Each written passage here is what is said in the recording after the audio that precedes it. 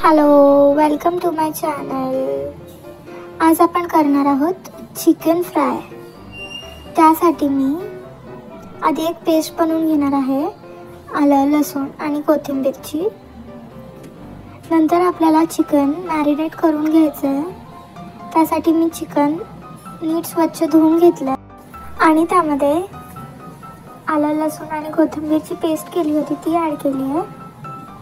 नंतर मी त्यामध्ये धना पावडर आणि हळद ॲड करून वरतून थोडासा लिंबू पिळून घेतला आहे आणि चवीप्रमाणे मीठ टाकून हे सगळं नीट मिक्स करून घेणार आहे आणि थोडा वेळ मॅरिनेट व्हायला ठेवणार आहे.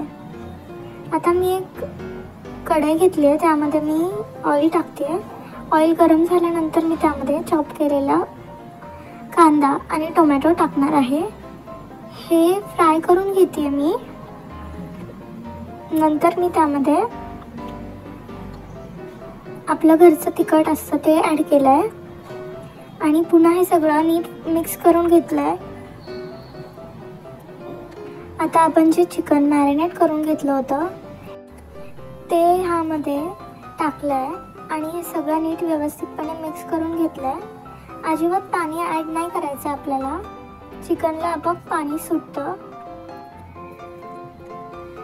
असं नीट मिक्स करून घेतलं आहे मी आणि वरतून थोडीशी कोथिंबीर ॲड केली आहे आणि पुन्हा सगळं मिक्स करून घेतलं आहे. आता आपल्याला हे सगळं शिजवून द्यायचं आहे आणि आपला चिकन फ्राय रेसिपी रेडी आहे. Thank you for watching. Keep watching.